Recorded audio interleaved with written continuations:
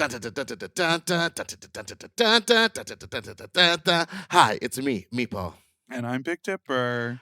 And who are you ready for some mystery, intrigue, drama, and emotional damage? That's right. We are excited to bring back into your ears one of our most viral, most talked about, most infamous podcast episodes from years gone by. So many years ago. When I re-listened to it, I was like, we were babies in the podcasting realm. Yes, this was, I think, 2022 or 2023, maybe 2021. 21. This episode we're bringing to you is The Stairs, our first investigative journalism foray, our first time trying to interview a bunch of people and get one story. And let me tell you, Mama, there is no stories here that make any goddamn sense. But listen, the drama, the intrigue, all of the like viral nature of this story, it still holds up. It's a really good listen. It is such like a moment in nostalgia. And upon listening, I think we remember it as being a little emotionally manipulative, but I think we learn. Did you think how I said that was weird? No, it's perfect. You said emotionally manipulative. Emotionally manipulative. But so upon further reflection, I do think it's okay. I do think it's okay. And I feel like we did it in an okay and responsible way. So come with us on this journey where I heard a rumor and then I kept talking about the rumor and then the rumor came back to get me, girl. And make sure to subscribe to our new YouTube channel, which is youtube.com/@Sloppy Second Show, and we will be back with all new episodes in the month of November. So please enjoy this episode entitled The Stairs. That song is still West Side Story. No, it's not. It's the beginning. No, it's not. It's the beginning of Astonishing from Little Women. Oh. Another case closed.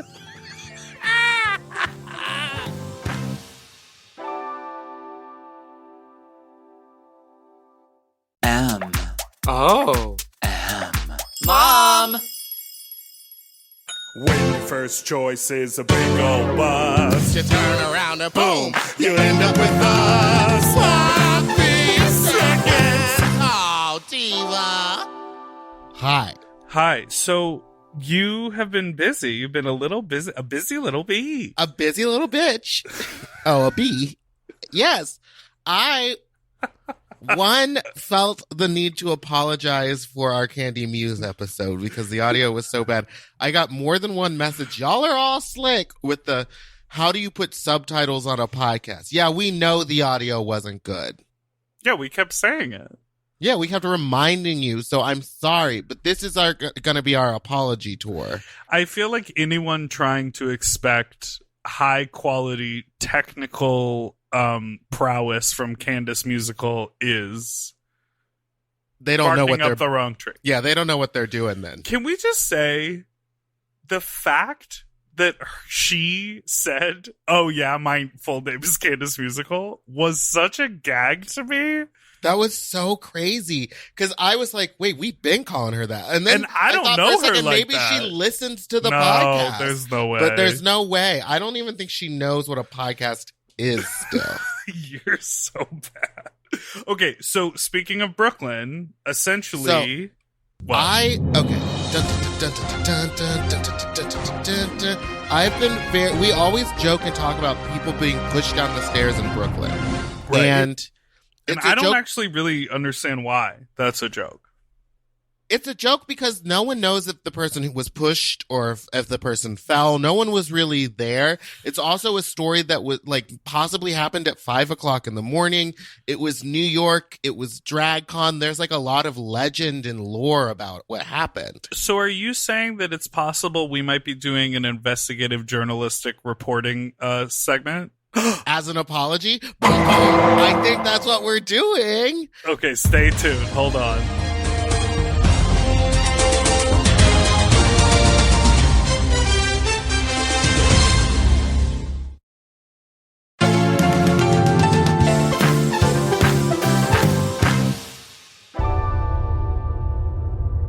The year was 2018.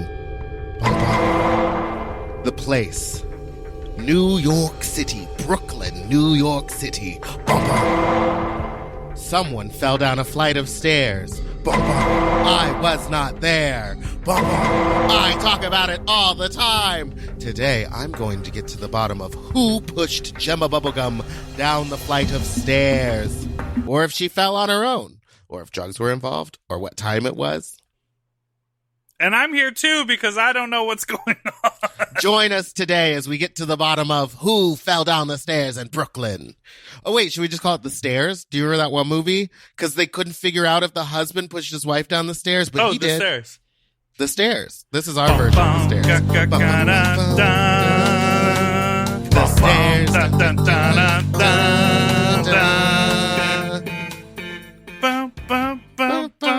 What's your favorite part of the Law and Order theme? Probably that. Or the... I don't know. Well, shout out to Dick Wolf for executive really producing nailing this that episode. I think at the end, no, it's the wah-wahs, because when I was I've performed that, and I do like a lyrical dance, and on those wow, not I like a lyrical dance. Well, what else do you call it? I guess lyrical means words, and there's no words. You lip sync to the sounds of the song. Yes. Huh? I wish it was the sounds of silence. I like to move my body. I like to move my body. The first time we ever heard this story told on the podcast, it was during Mary Cherry's episode. Yes, Mary Cherry joined us in Los Angeles for a rousing episode of Sloppy Seconds, and after a little bit of goading from Meatball, told her side of the story in which she had zero involvement.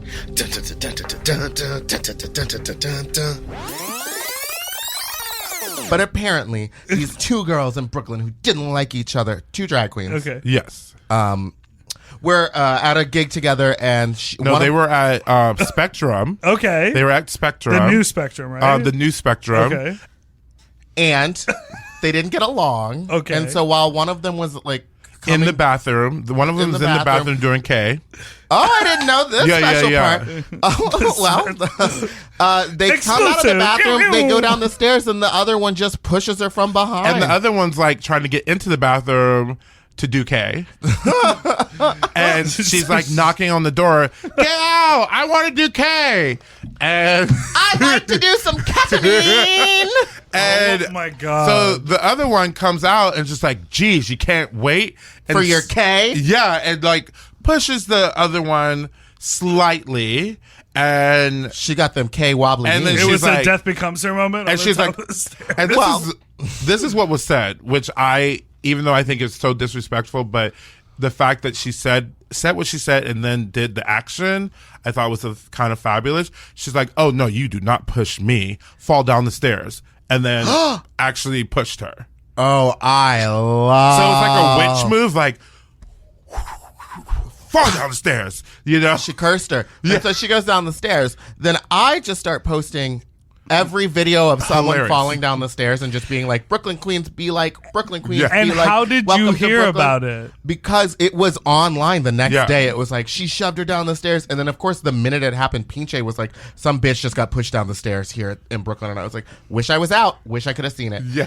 So then I started posting all those things. And then I sent one to the girl who got pushed. Nope. And I said, is this funny yet? And she was like, not really. And I went, sorry, Diva. And just kept posting them. Because it's fucking hilarious. I'm sorry you got pushed. Also, that was my drag daughter who did the pushing. My ex-drag daughter. Now, I decided that the best thing to do would be to speak to someone who was actually there that night. Someone involved with the event. Someone who actually helped and knew the people involved. And would you believe that person had a wild and crazy name like Molly Rhinestone? Let's take it to Molly for the true facts. Now you're calling them true facts when everything is hearsay from every party. Let's take it back to Molly, where she's going to give us some insight hearsay and possible libel. Okay, yeah, my name is Molly Rhinestones. I have worked at the Dream House for years. And I was there helping after the incident occurred. Oh. I showed up around 4 a.m. 4? Yeah. Girl, around it's New York. You know Because they New York, show the up parties late. close at 4 and then you start partying again at like 4:30. Dream House went to like 11 a.m. Jeez. So the girls that were there they were planning on a long night out. Right. So I showed up around 4 and beeline to the bar because I was pretty much still sober from working the door at another party and was taking shots, and Ruby was there and told me that she had pushed Gemma down the stairs, but it was an accident. Like, Gemma was fucked up and came out of the bathroom, and she was getting sick. And I guess Ruby knocked on the door because the upstairs bathroom was like prime real estate. Right. And they've been in there forever. Mm-hmm. So Ruby knocked on the door, and Gemma came out upset and started shoving Ruby. Oh. And so Ruby shoved her back. And unfortunately, the stairs were right next to the bathroom door. So then Gemma fell down the stairs, but it wasn't like a purposeful, like malicious, I am pushing you down the stairs moment. Right. So then, like, we were so insanely busy that night. Like, lines were crazy at all 3 bars. The manager was trying to deal with all 3 bars at once. And like, it is 4 a.m. So the children are fucked up.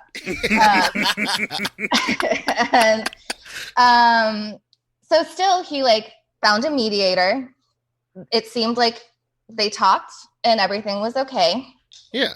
And we got Gemma ice behind the bar, even though it was crazy. One of the bartenders stopped working to get her ice. And then another employee who was also off duty and myself got Gemma ice, sat down with her. And I think this is like important to note. And I talked to this other employee as well. Gemma told us she was really fucked up. And then the next day,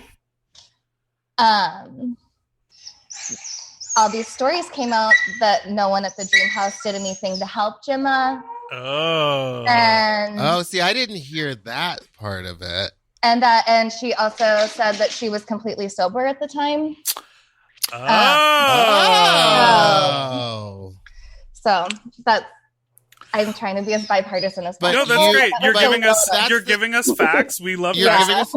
But you weren't actually there for the shove. So this is all, that's also hearsay. This is all aftermath. Yeah. Got it. And what did you witness as far as you're getting Gemma ice and everything? Did you witness like really intense injury or like banged up? I know you're not a doctor and like whatever, and it was 4 a.m, but I'm just curious. Like there was no like bone shooting out of a thing. Like it was like, banged up and bruised. Yeah. It was just, I think it was her knee hurt. Got it. We've all been there before. Yeah. Thank you so much, Molly Rhinestones. Where can everyone find you?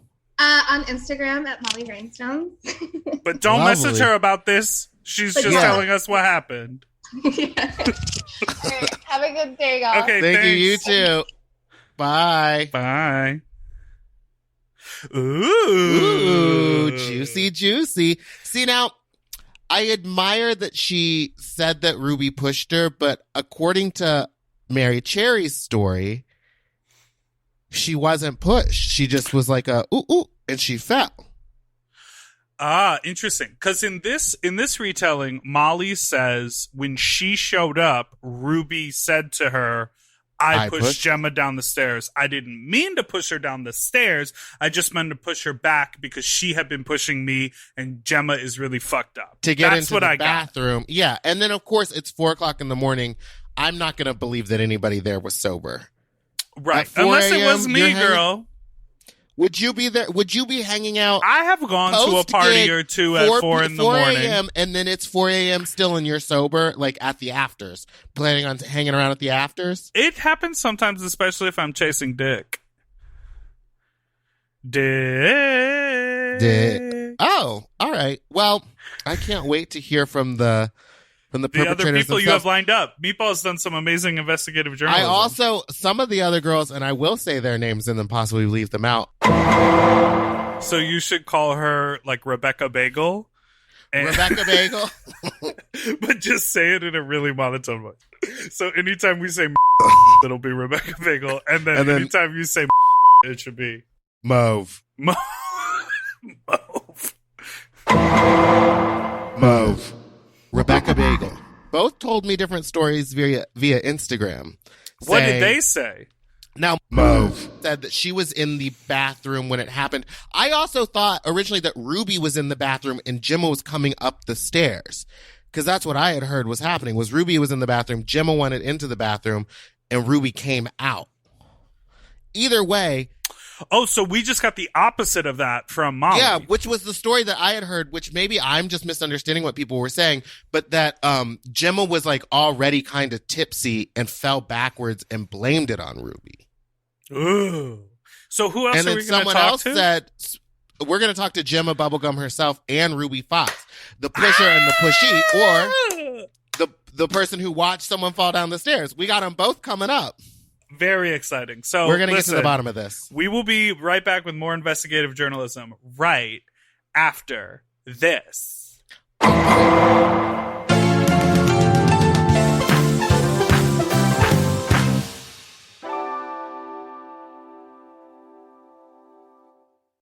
Weight Loss by Hims is here to help you reach your goals. Hims now offers access to an affordable range of FDA-approved GLP-1 medications that are designed to support you in losing the weight and keeping it off, including the Wegovy pill and the Wegovy pen.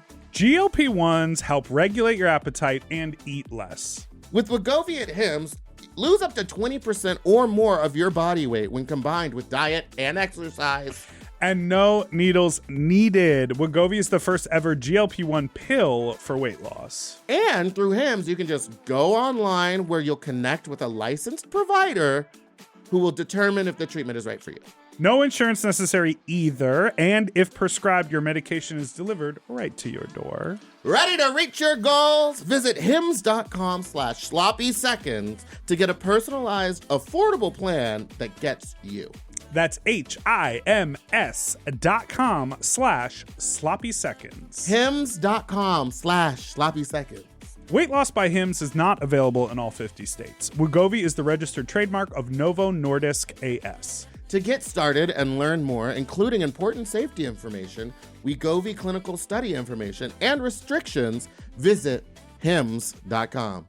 You know, lately I have been trying to keep my wardrobe simple. I want pieces that are comfortable, but they still feel like put together like an outfit, and that's why I'm always reaching for my Quince items.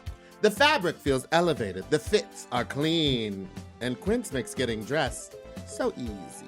Quince has all the staples for spring, like 100% European linen shirts and shorts starting at just $34. They're lightweight and breathable, but still look polished. I have a bunch of their Pima cotton tees, and they're super soft and easy to wear and very breathable for the summer, for the sweaty body.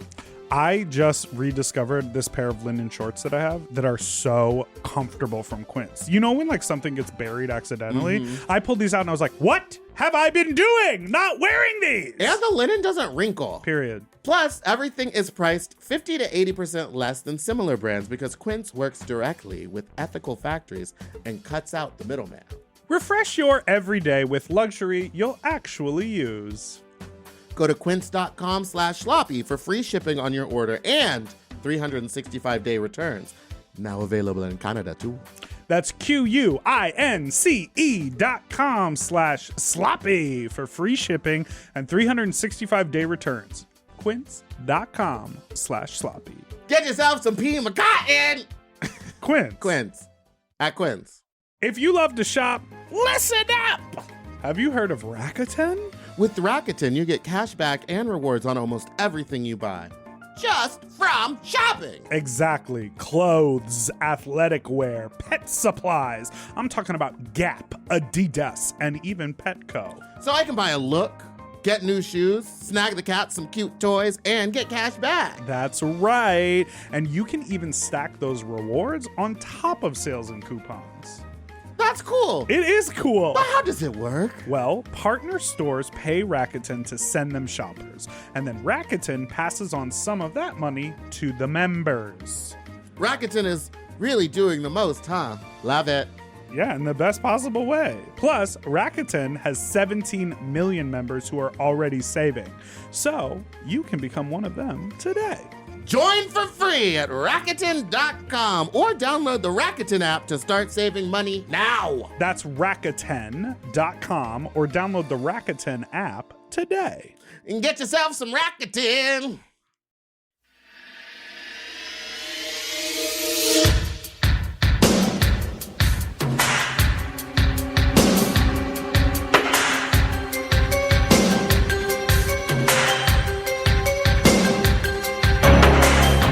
After some amazing, in-depth journalistic work, Meatball was able to get us in contact with the one, the only, Ruby Fox, the alleged pusher in the incident.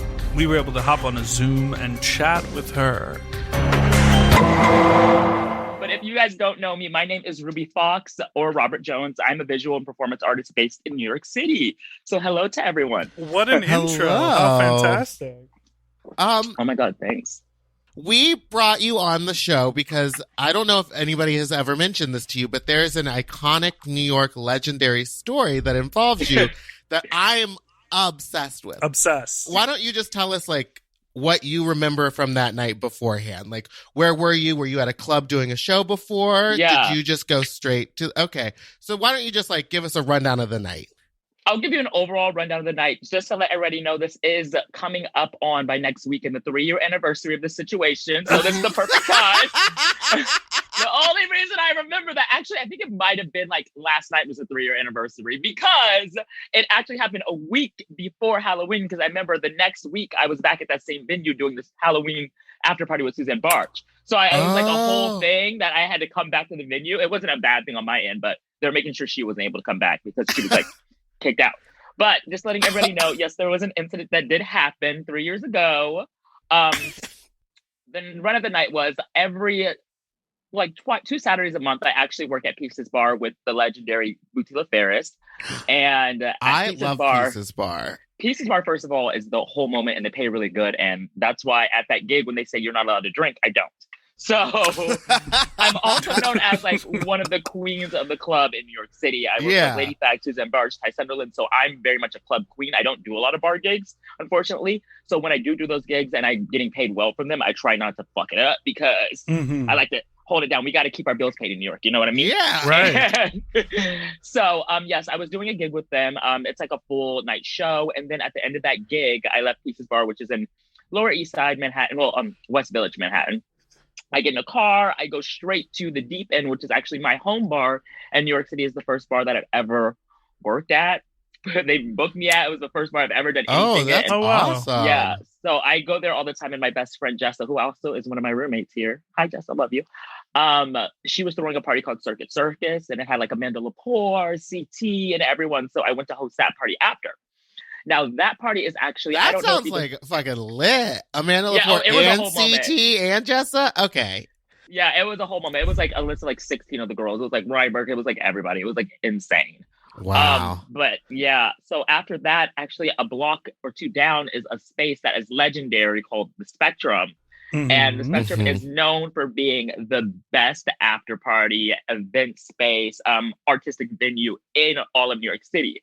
It's the only afters that is like open from like 4 to like 10, 11 a.m. You know what I mean? Right. So I decide after this, because I hate doing pieces. The only thing I hate about it is I love the money. Let me tell you about that. I love the money. But the only thing I hate about it is that I love pieces. I love the money. I'm not allowed to drink there. It's like a rule, like the drag queens aren't allowed to drink. And so after the shift on Saturdays, just because there's been so many things, and then them knowing me, they're like, we ain't getting Ruby crazy. So when I went to the other party, I was completely sober and still like annoyed with that. And then I show up to all my friends drunk, and then we all walk over from Circus because it ended at 4, walk over like 3 blocks down to the Spectrum. And you're still sober at this point? I'm sober and I'm also out of drag at this point. Oh, so, my goodness. It's like 4 a.m., but it's okay because I'm with all my friends and it's like a really good moment, you know? So I I'm would out of be drag throwing when- a cow. I would be screaming at people already. Oh my God, no. 4 It's like, a.m. and I no just- alcohol? No, thank you. Bitch, I can't, I can't be dealing with people with no alcohol. It's like a whole moment. Ugh, I can't do. I just be side-eyeing everybody, like, get the fuck away from me. But yeah, we walk over, and I was actually hosting the Spectrum that night. So I was hosting, and when you're hosting Spectrum, you don't have to come and drag. It's like, whatever. You're hosting You as a boy. better have 3 gigs lined up on the One same night. That is New York. Yes, tell I you, know I that's worked New harder York. than I thought anybody I else opened ever. up. I thought I opened up with I'm the queen of the club scene in New York. I'm Yes, trying to of give you guys a course. reference. She said, As I soon as work the- here, and then I work here, and then I went to this job. As soon as Miss Aquaria was out, I said, bye, bitch. Let me get my gigs real quick. Okay. Yeah, so I walk in, I was hosting, and I had all my friends with me. Everybody was with us. It's like a group of 10, 15. And I got them all in at the door. So as I was getting all of my friends in at the door, I was actually, a group of my friends had to go to the restroom. And now there's 2 restrooms at the Spectrum. There's one that is upstairs, and there's one that's downstairs. And it's a flight of stairs that has about 4 steps, and then a little bridge area, and then it goes down 4 steps. It's like one of those little turnaround things. Oh. Yeah. landing. So you've Okay. yeah. I think you might have been there, actually. I don't know if you did when you came to New York. No, But I you- was famously not there that night, but I wish I Oh. was. Oh, yeah. So with that being said, so I had about 5 friends that were going to the restroom because they were like, the other bar had closed. They're like, we have to pee first, and then we can do all of our shenanigans. I was like, okay, I can finally start drinking too. So I was happy to just get in. But I was waiting at the door because I was making sure everyone was checked off my list and making sure they could all get in, because Spectrum is very expensive. It's like $40 if you're not on this list, bitch. Mm. Damn. So I was getting all the girls in. So by the time I get everyone in, I go over to the restrooms, right? And I guess my friends are all waiting there looking like weird and stuff. And I'm like, what is going on? They're like, someone is in the bathroom.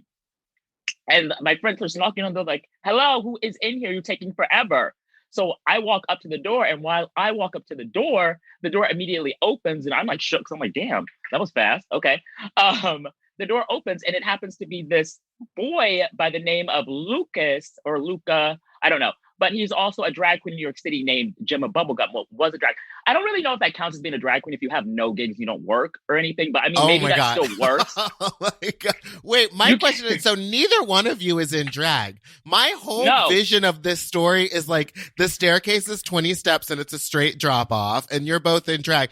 Neither one of you was like, I'm just shook. My whole Yeah, memory is shaken. Yeah, your whole memory. The thing about this is white people tell stories. Look at the history books. I imagined her in like a big dress, just like falling down the. It's just some This is dude. a full 6'1" dude while I'm sitting at 5'6". Oh, Okay, 6'1". so the door Very small opens. queen. The door opens, and it happens to be Luca there. Luca or Lucas, I don't really know what his full name is. I don't really care to. But, and I'm like, oh, hey, my friends and me, we need to use the bathroom. And then they're like, excuse me, Ruby, you need to fucking move. And I'm like, what the fuck are you talking about? But they were upset, come to figure out. They were like, he was like trying to say like, oh, don't bang on the door while someone's in the bathroom. And I was like, okay. And I was like, well, I wasn't banging on the door. My friends were, I just walked up. So like, don't take that tone with me. Because I'm sober at this point, so I'm not dealing with nobody's bullshit. Right. Oh. So then, literally within like a couple seconds, he happens to like push me to try to like get out the door. And I was like confused because I was like kind of shocked because we never had any bad experience or anything. Right. We never had any issues. So I was like, are we really doing this? Oh, And because I'm like confused at the point. And also, you're sober. If I was drunk, it would have been like, ooh, whatever. But you just put your hands on me. And in his head, what I've heard from the situation, he's like, I was trying to get out the restroom and you were in the way. uh-huh. But in my head, you just put your hands on me. So then I say, are you serious? He says, are we doing this?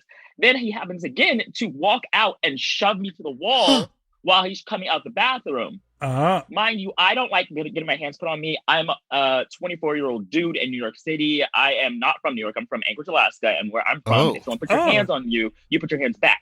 So Sure. I have to just shove this person off of me. Because you know when someone tries a body check, you shove them off of you. Right.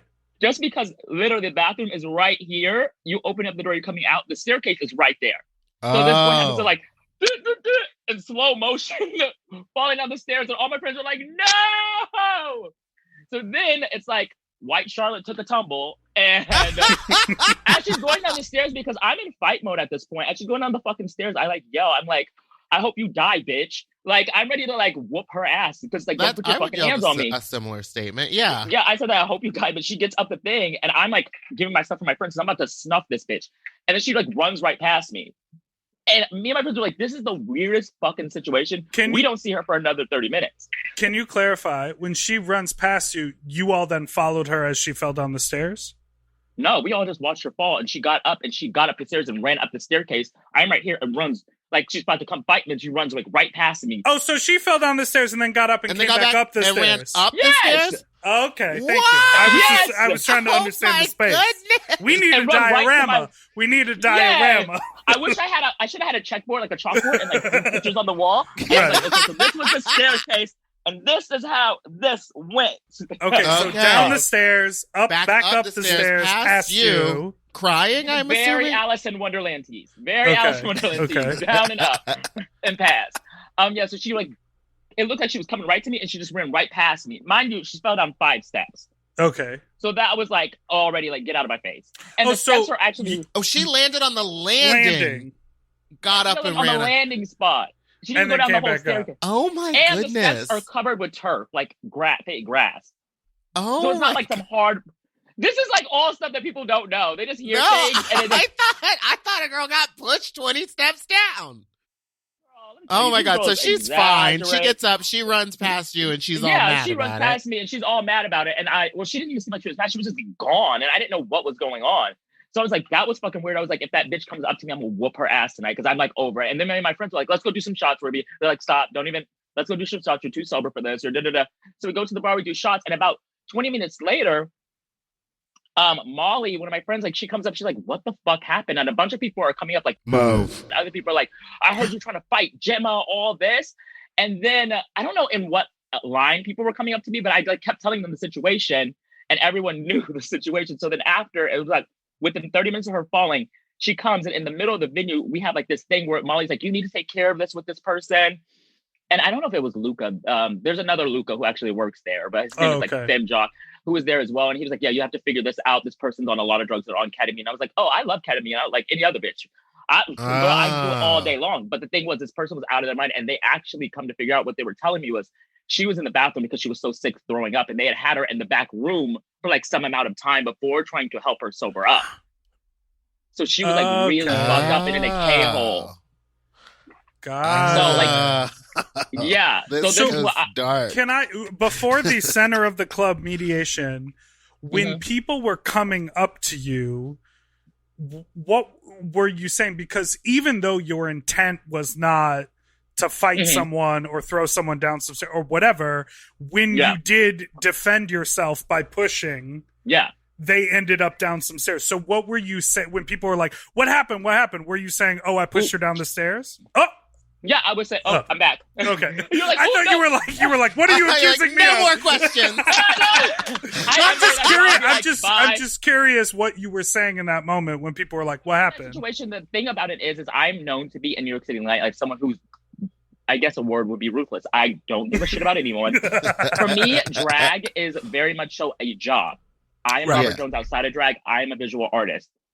Drag for me is a completely different thing. It's a job. If I'm out as a boy having fun with my friends, I don't want people coming up to me like, I don't like you because this is this, and you just did this to my friend at drag drama. A lot of people don't like me. I work a lot. I make some of the most money in New York City. I get to travel the fucking world. I work with Suzanne Lee. A lot of people don't fucking like me. And that's the end of the thing. You're not gonna like me. I'm an incredible performer. I do this. And at the end of the day, I'm never nice to anyone. I don't have to be. I don't need to give you my energy. It's like, that's not my job, is to be nice to other drag queens. I don't even have to work with other drag queens most of the time. So it's like, that's not my job. So a lot of people already have problems with me because I just don't really care to be friends with everyone. I have my group of friends. It's like the community and drag and work, all that is completely different than my real life and my friends and the people I keep close to me, you know? Yeah. That's just how I live it. A lot of other people, they reside in that and they need the community and those are their friendships, and drag is everything. That's not me. It's completely a job. It is a 9 to 5 for me. I don't know how y'all do it, but that's how I do it. Right. So a lot of people come up, so that's not a weird thing for people to come up and be aggressive to me at places. It's like, whatever. I just like, whatever. If you or your friend come up, I'm gonna whoop your ass. And they'll just like walk away. Like, it's like as simple as that. We'll have an argument and they'll just walk away. So when you were having this mediation in the club with, because we did speak to Molly and she said there was a manager who came in to sort of like mediate in the moment. What happened there? So what happened then was, it actually was this girl. She just wasn't there, but she ended up apologizing to me for putting her hands on me. She literally, she apologized to me. She's like, I'm sorry that's all happened. This is like, not okay. Like, she apologized to me and her, like, weird, because I think it just, the way she was speaking was so weird to me. And I know where K-Hole is like, girl, I mean, I was in K-Hole last night. But it was just something off about the way she was speaking. Like, girl, it's like, I have the bag right on my bed right there. It's like, it was just something off about the way she was speaking. So it was just like, it came around to us just both apologizing to each other. But I was like, at first, you put your fucking hands on me. You Right. know, if you do that to someone, this is what you're going to get, you know?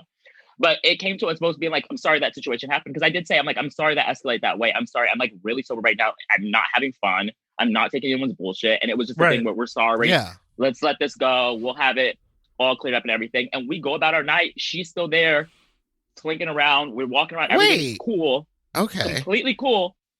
Everything like nothing happened. Everything's cool.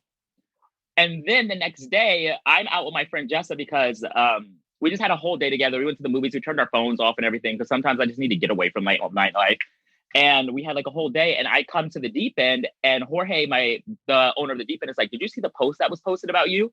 And it was this long-winded post about how, yes, I got in a physical altercation with Ruby Fox. She pushed me down a flight of stairs on Facebook and all this stuff. That was like, what are you talking about? Bitch, this is what happened, but you didn't explain any of the rest of the situation. You made yourself look like some victim in the situation because you wanted a lot of people to bandwagon with you because you are a lonely person. And you just like the idea of that. And then I go to like text her and stuff, and I have texts where she's like, "Yeah, I'm sorry.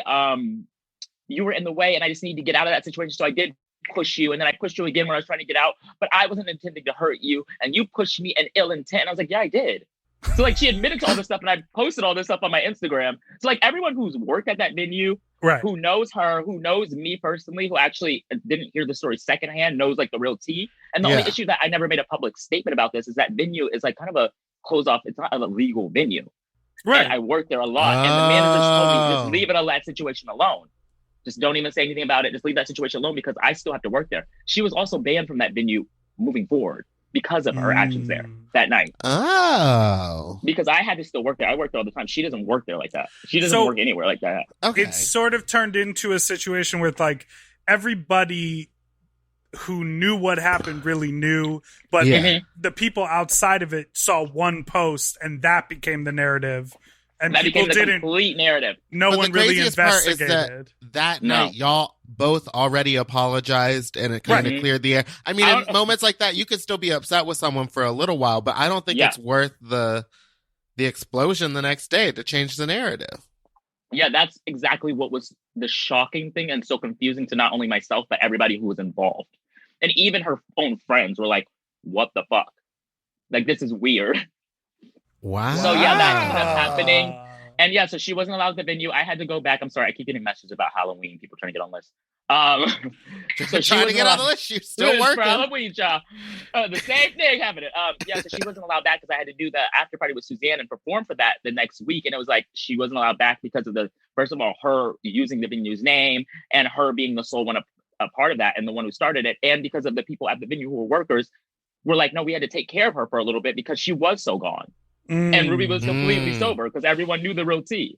But I couldn't say anything about that because I don't know who's work. But it ends up turning out I did lose a lot of work because of it, because it went around all of New York City that I'm some fucking aggressor. And the only gigs, any bar gigs that I had, I kept because everyone who knows me. And they just, if they were like an employer of mine, they just reached out. I said, just call this person, the owner of the venue. And the managers will talk and they tell them that's not what happened and everything. So a lot of people seeing that later, seeing me continue to work and get all my gigs and stuff, and like, no, she needs to be canceled from the community and everything. People hated that because they did not know what truly happened, and I wasn't allowed to say anything about it. I literally have flown to Vancouver. I've done gigs in Vancouver, Chicago, Miami, LA, and I've had people like random accounts and stuff message the bookers and stuff and be like, "You need to watch out for her. She's an aggressor. She's aggressive. She's beat people up. She's done all this stuff." And it's like, first of all, it wasn't in drag. It has nothing to do with my drag. Second of all, I'm a 24-year-old boy. I'm gonna get in a bar fight every now and then. Yeah. It happens. And then, like, third of all, you don't know me or anything that's happened. You're like a random person online trying to be like a fucking cancel culture save a hoe bitch to this white woman you don't know shit about. Like, it's like it's been so like, and it's going on for years. Well, and here we are still talking. I mean, this is happening. But this is the first time I've heard the true story, and I feel like maybe, I mean, I'm not taking sides because this literally has nothing to do with me, but like, I feel like maybe it did affect you in some way because you weren't I mean, the only thing I had heard about you was that you did push someone down the stairs, and I kind of was like, maybe that's somebody that I shouldn't work with because of that. But it was Wow. like that's just what happens when there's negative stories like that put around. And now I'm hearing it, and I'm like, well, damn. And it's such a catch-22 because the spectrum is now closed, so talking about it is sort of okay. But that's why this is okay. really underground secret venue that was a safe space for queer people. I remember going to the old spectrum, and it was a special thing built by the community. So if you were to do an article or like do a Time Out magazine expose about whatever, the whole venue would get ruined for everybody. So you cussed at me again, right? So I you was took in, like, the the chip on your worst shoulder, position. man. Yeah, I'd rather take the money and like take the hit. It's like whatever. At the end of the day, I can't stop. I'm not going to stop working. I'm incredible with my makeup. I'm an incredible performer. Mhm. I do all this stuff. I'm not going to stop working. Like at the end of the day, and I was like, I don't want to get a venue with all my friends at work. They're shut down. So it's like, just take the hit and leave it alone. And unfortunately, I didn't know it was going to get as big as it did, but it really did. It was a huge, I would say, like annoyance to like. I guess I'm like burping. My work and everything I've done, because I've done so many other things. Like I'm one of the first drag artists to ever be in W Magazine and the art issue. I've done Vogue, Cosmo. I've done Nylon, Harper's. Every major magazine you can think of, I've been in and had publicity. I've worked with Charlie XCX, Vincent, Slater, Kim Petras. Like I've done all this stuff, and the main thing that people hear about me, I have like literally records that are bigger than Drag Race Girls, like in terms of my work and notoriety. And the only things people hear about me is this situation. And that's crazy. And it's like, it sucks that my artistry has been given this narrative rather than all the amazing stuff I've done. Yeah, but you are obviously so driven and you work so hard and you work with so many amazing people that this will, look at you. You haven't let it stop you at all. And that's an amazing thing. It's like, I got bills to pay. This is New York. Thank you so much Thank you for time. being with us today. Why don't you tell everybody where they can find you? If you would like to see actually my work and not just justifications of me being an aggressor, I am online at Ruby Fox NYC on Instagram, and you'll find me pretty much everywhere on that. So thank you all for having me. I hope it was a good moment on your end as well as it was for me. I think it was incredible. I love it. You need your own podcast because, Mama, you are a entertaining bitch. Oh, thank you. That means a lot. And I love the name Big Dipper because I'm from Alaska. So, oh yeah, okay, girl. But thank you guys for having me. I'm gonna log off and finish my little drink. Okay, and you guys have a great day. Bye. Ruby. Thank you. Bye.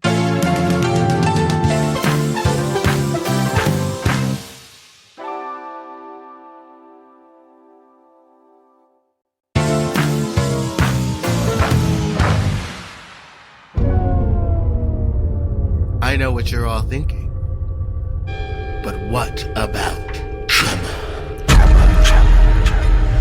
Well, after some goating and texting and prodding and a possible purchase of an OnlyFans account, I'm not sure. You did? You bought No, it? I didn't, but I should. We got in touch with Gemma Bubblegum to hear what happened from their side of the stairs. That was good. Their side of the stairs. You know what song you're doing? No. You're doing the dance break from America from West Side Story. I want to be in America, for me come be in America. And then when they dance, it's like that's what you're doing.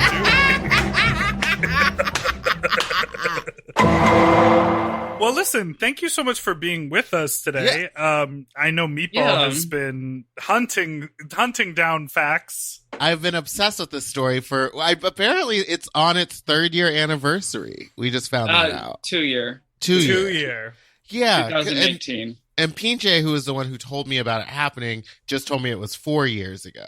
But, so no one knows. So again, every details of this story is a lie or misinformed because anytime I hear this story, there's so much to talk about it. But wait, before you get into what happened, I just want to do why don't you quickly just introduce yourself and how you got into drag, and then you can go into what you were doing earlier that evening. How did you end up at Spectrum?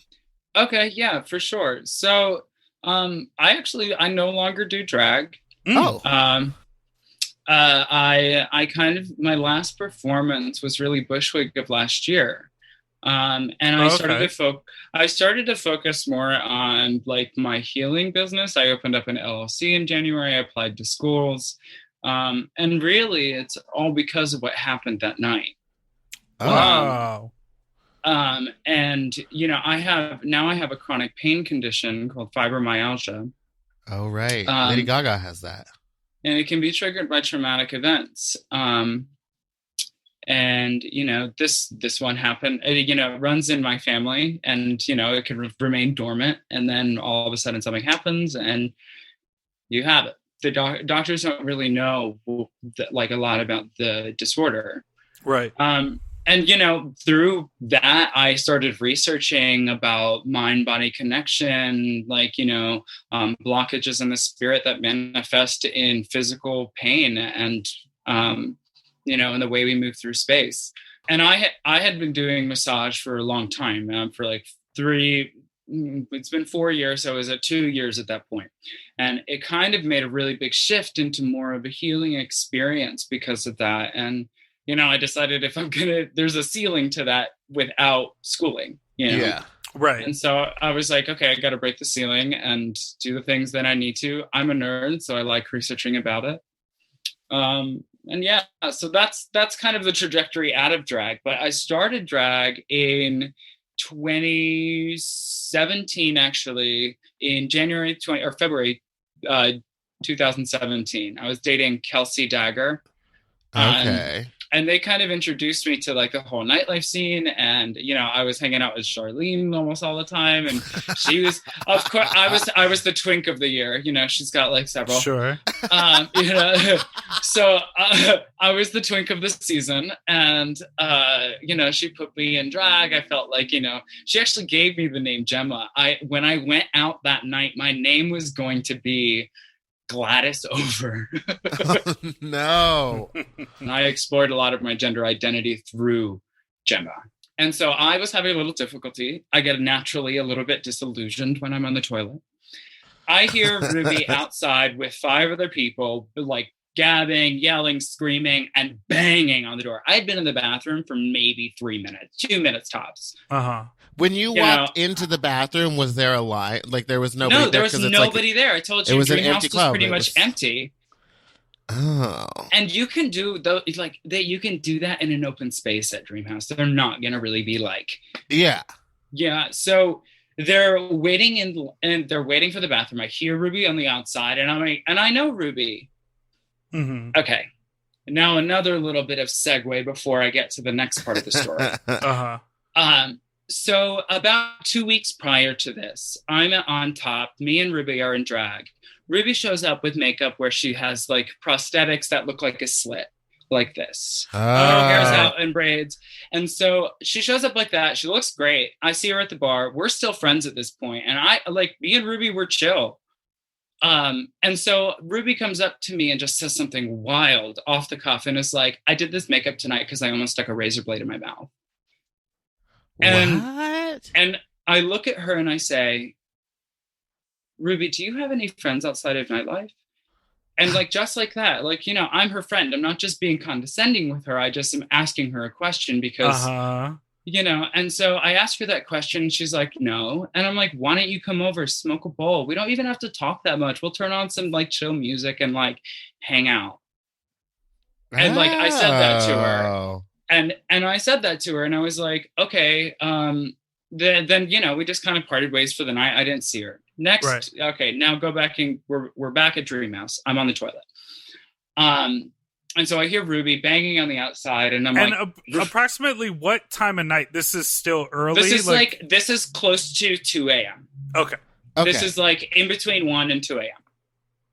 So I'm in the toilet and I hear Ruby on the outside. I'm like, Ruby, give me a minute, because I know her voice and I figure she's my friend. Right. You know? And so I open the door. She's there with 5 of her friends right in the doorway. All 5 of them right there. And Ruby's like screaming at me, it's Ruby, what the fuck? It's Ruby. Like, and I'm like, girl, like, give me a second. And granted, I was still a little bit out of it from taking a bump of K. I was still coherent. Yeah, K will stay with you. I know it lasts 30 minutes. It had been gone by that point, but I was still kind of like needing just to go sit down in a chair, the comfy couch in Dream House, and chill. And I thought my friend would just get that. Be like, Ruby, listen, I'm just sorry I took the bathroom. You could go. And like put my hand on her chest to get out of the way. There's no way to get out of the door. Yeah. And she goes, don't touch me. And I was like, Ruby, please. And just moved her. And she goes, don't push me. Fall down the stairs, bitch. And pushes me. Her friend Matt goes, no, Ruby, but I'm already falling down the stairs. As I'm on the ground, this is a really steep steps, by the way. These are not fun stairs. These are not fun stairs to even walk on, let alone be pushed down. Oh, there's my like goodness. 13 steps. They're steep and they go in a spiral. So So I hit the back wall, and roll down the steps. And as I'm on the ground, I hear Ruby say, hold my phone. Like she wanted to keep going. And I was like, why? Okay. And so I just get myself up. I walk past her and walk to the bar. I asked them for some ice. They put me in the back. They asked me what's wrong. And I told them. I didn't go screaming to everyone that Ruby pushed me down a flight of steps. I told my best friends who were there. Then somebody texts Kelsey, who is still at Rosemont. Kelsey goes, Ruby Fox just pushed Gemma down the stairs at Dream House. Everybody, let's go. And they that's where you heard about it, Meatball? That's probably where I heard about it. Okay, so they all show up. So wait, I have a quick question. I'm sorry. After Ruby pushed you down, or after Ruby pushed you down the stairs, did you get up and go back up the stairs? Because you said pushed past so did she come down or did you go back up? No, I heard her at the top. I walked back up the stairs. Oh, wow. Walked past her. I limped by the stairs, limped through the thing, asked them for I have this thing on my knee. I don't know if you can see it, but that's from the accident? Hold on. Do you see this? Oh yeah, I see. Oh my God. Okay, what I'm seeing is something underneath the skin looks like that is cartilage moving around or bone moving around. So it's a calcium deposit from repeated trauma on the knee. Wow. Wow. From where I'm standing, I am really just at a loss to where Ruby's mind is. We've talked about this too in the future, weeks after, or months after, trying to reconcile. Because I'm all about conflict resolution. I want to see someone's perspective. And like I said, I put myself in there to maybe see where I was wrong. And I'm willing to change my perspective if, that is something that, resonates, if it's authentic, if it's true. And she just didn't have the capacity to do that. And she doesn't have the capacity even now. I went out to a party at $3 Bill in the back, mass socially distanced thing. And Ruby was there and she's like, oh, it's you. And then made me feel weird and ostracized the entire time because she was working the party and I don't work in nightlife anymore. So it's kind of she had the upper hand in creating the vibe. And I was fine with that. I just left. So can I ask you a couple questions? Because you mentioned mediation. We've reached out to a couple different people just because we want to get all angles of this. Someone from the venue said that later that night, after you'd gotten some ice and some help from the venue. Oh, I was partying and dissociating from that entire night. I got so drunk and high because I didn't want to deal with it. People saw that as I was okay. It was actually the opposite. I was feeding myself things to make it okay because I didn't want her to have power over my night. I didn't want her. No, but what I'm we asking weren't going to say that you were okay because it sounds like you were very injured. Right. But it was... what I'm asking is that they said that maybe a manager or someone came over and there was this sort of mid-party mediation in the middle of the party sort of shortly after the event with someone from the venue and you and Ruby sort of talking it out that night and both saying I'm sorry. Is that a thing that happened or do you remember that? Here's the thing. We both said I'm sorry because we both had the intention of just stopping it for the night because I didn't want it to carry over it doesn't mean that it was over. It meant that it was over for that moment. It was over for that moment. And we, and I got that from her because she never said, I'm sorry after, even when we've had multiple conversations, she refused to say, I'm sorry. Wow. And and even on that night, it was a forcing of it. We're both like girls in the community. We're all like community family. Right. And so I think people felt inclined to not have that be so aggressive and like bring that violence into our community. But it had already been brought, like it was there. And that is why a lot of bars just said, we don't want that energy or potential, because here's the thing. It wasn't like she had a clean track record and then all of a sudden she was canceled. She's volatile. She's a volatile person. She loves the drama. She likes causing it. It's part of her drag persona. And that's cool. She likes being the chaotic girl, the girl who like will say what's on her mind, say the shit, do the shit she wants. She should be on Bad Girls Club. But like the thing is, like they should have a drag Bad Girls Club. That would be incredible. I mean, she would be great TV. She's like, and I think she will be successful for those reasons. The sad part about it is she's so talented that I think her aggression overshadows her talent sometimes. Right. And, and I'm not saying she's untalented. She's talented. That girl can dance and perform. She's good. But, I think that's why a lot of people weren't booking her at that time, because the thought of having that energy in the space was not worth even the talent that she carries, And I hope she finds some peace, so that she can let that fucking shine. Yeah. But she'll see all this that I'm saying right now is condescending. She has from the very beginning. She doesn't accept it as my truth, as me actually like reaching out to her. Right. There was someone recounting the structure of the stairs being that it had a landing and talked about... There's not really a landing. It's a triangle step that turns. It's not a landing. It's just a triangle. It's like it's a flat triangle step. So it's not like I would land on a landing. I rolled down the stairs on the floor. So you went down the entire thing. Okay. Oh wow. And then the other question to clarify was timing, because based on a timeline, we know that Ruby had worked another party that ended and then went to the deep end until it closed. So the sort of timeline that we heard was that it was 4 a.m. It's not 4. She wasn't working that night. She was not working that night. She wasn't in drag. She didn't have a gig. Well, okay. And then she was not in drag. She was not. No. Right.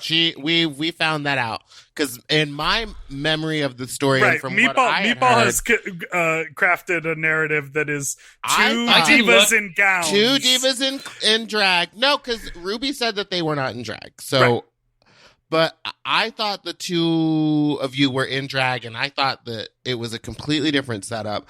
And then I think the next morning, I want to say I was in New York for DragCon before this. And it was like around the same time. September. Yeah. It was, hold on. I just remember seeing your Facebook status the next morning. So it was the 22nd of September is when it happened. Okay, the 22nd of September. So, yeah, okay. So the timeline question I had, the stairs questions I had, and then I guess the final question is what prompted you to then make the post about it the next day? So text me, and that actually prompted the response on Facebook. Said to me, so what happened last night is what she texted me the next morning. I told her what happened. She said, and why haven't you vocalized this incident? And I said, I tried to last night. No one did a thing. Honestly. Like I didn't want her in the space. I tried to have her actually removed, and nobody saw it except for her friends. And they were just like silent. They were silent. Even the boy, Matt, who was my friend, who said, no, Ruby, he was silent.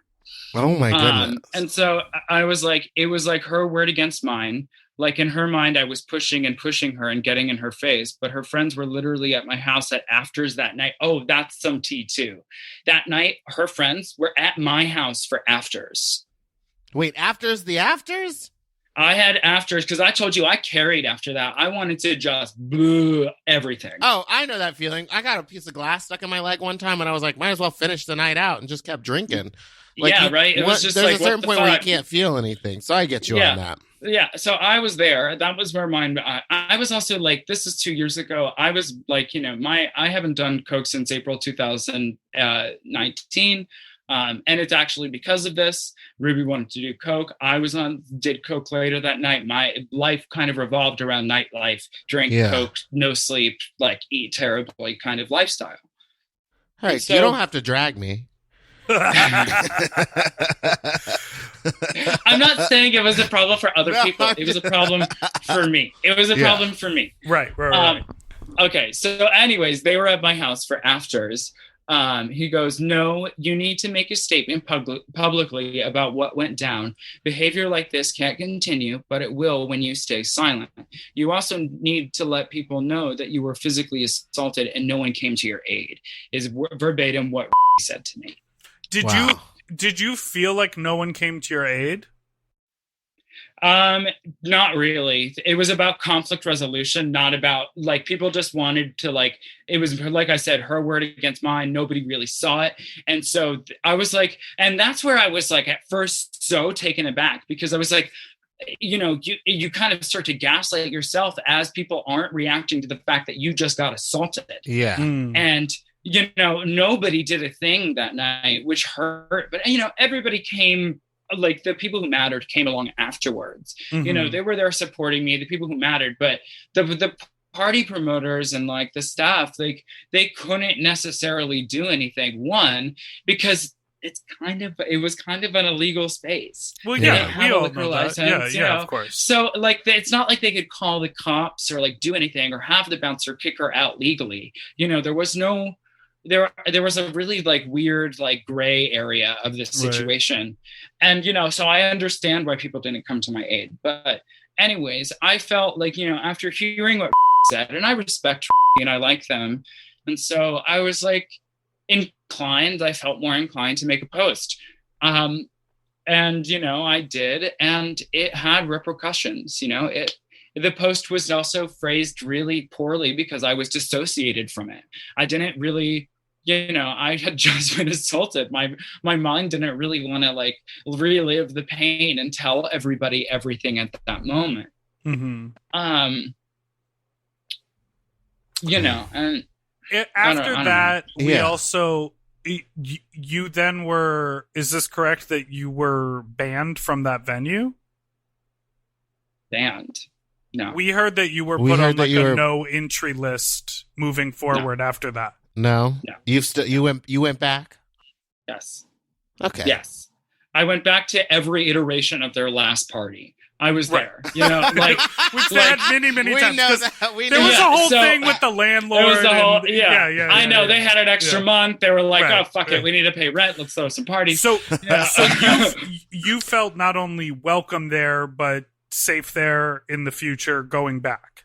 Yeah, it wasn't about the venue. It was about the person. Yeah. And I know she wouldn't do a second thing. I don't think because of how much I don't know how Ruby would have reacted had everybody not been so obsessed with the story. Because I think that it might have been a little different. I think that the optics of her perspective needed to be set for her, I hate to use this word, clout. Like if you have to be like rigid in your stance. And I was like, okay, I guess I can respect that. I don't know what your end goal is here, but. Well, it's really sad because it sounds like this one incident has like affected both of you so negatively. Like, it's kind of crazy. What I thought was just like this wild, funny story has like really truly traumatized two people in like a major way. Yeah, and it's funny. I just did I did a meditation before this because I was like feeling crazy, and I have this meditation. I have this meditation for forgiveness, and I don't really like view the situation with any sort of negativity anymore because I wouldn't be getting my master's right now without it. You know, Yeah. like I wouldn't be like going to a vocation that so resonates with my like personal vibration. Like it's like I see that incident as like a change in pace, as a flip and a pause in my life that made me look at things. And what's really funny is that Ruby never really plays a part in that reminiscing. I've kind of released her from the situation because I don't think, you know, either of us deserve to hold on to that. Yeah. And, you know, and I truly, I've said from the fucking beginning, like weeks after she did this, that I wish her the best. She just is not in my life. Like we can't reconcile on a way where I can trust her again, because friendship relies on trust. And I can't, you know, you can't trust an assaulter. You lose that trust. Yeah. And so I wish her well, but I just can't, you know, and I went to her show, like somebody texted me at the Bushwick McCarran protest, like shows that Mary Cherry led. Oh yeah, yeah. And someone messaged me on Telegram. They're like, you know, Ruby's performing, and I was like, okay, like great. I think a There's lot gonna of be like this and the reaction to it is more because it blew up and became a huge story, and everyone was pitting you two against each other. Because they like love I feel, to do it. Yeah. You And mean you, Meatball? Well, also me. I do remember. I have to say that I laughed really hard at all your stories being like Brooklyn Queens. Be like I like a little bit of dark humor, and it helped bring some levity to the situation. I had already been dissociated from it, so the laughter was very much appreciated. Well, where can people find you if unless you don't want anyone to find you and you're just trying to focus on grad school? Well, I mean, right now it's just I'm on Instagram, but I don't really keep up a lot with social media at the moment. Okay. Unless, but I mean, it's if you want, it's I'ma let Gemma know. IMMALETGEMMANKNOW. You better spell that out. I'ma let Mama. Gemma know on Instagram. Well, thank you so much. Thank you so much, Gemma, and thank you for letting me make fun of you. Oh, of course. I love laughing at myself. It's my favorite pastime. Yes. All right. Have a great night. Okay. Bye. Bye. All right. So, Meatball, we've made it to the end of the story. And in closing, who knows? I don't know what happened.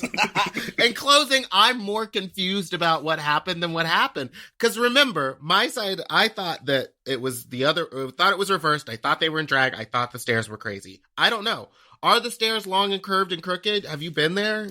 I've never been there, so I don't know.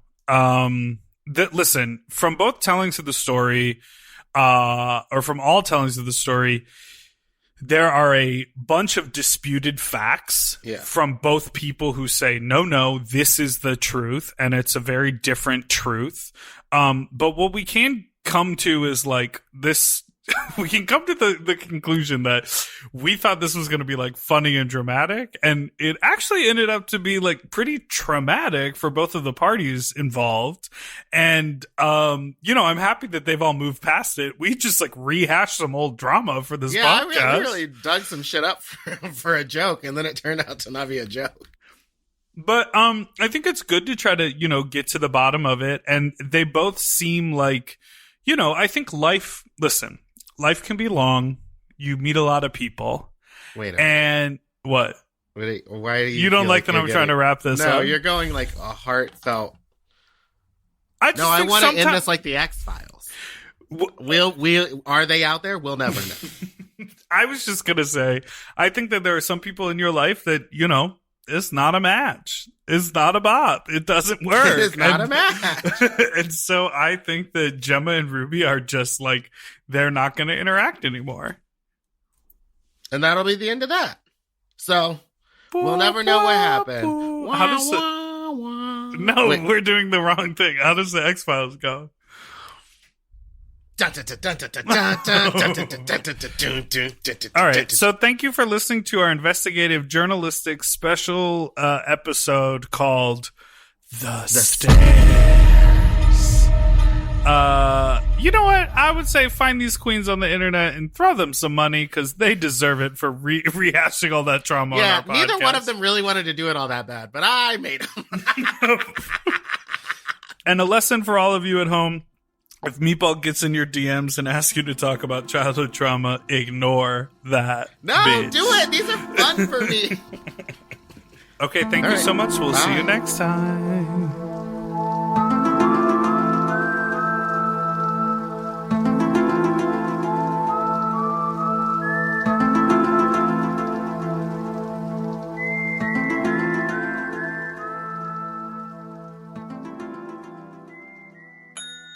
For access to our full uncensored video episodes, ad-free and 1 day early, plus our monthly Sloppier Seconds episode, and all of Mom Podcast premium content, check out Mom Plus Gold at mompodcast.plus. Sloppy Seconds is produced by Moguls of Media, a.k.a. Mom. Hosted by Big Dipper and Meatball. Editing and sound design by William Pitts. Show artwork by Christian Cimarroni. Theme song by Mike Malarkey. Media and design support by Stone Cole. Executive produced by Willem, Alaska, Big Dipper, Camille Stennis, and Joe Cilio. Recorded at Forever Dog Productions. Ooh, his nipples are tiny.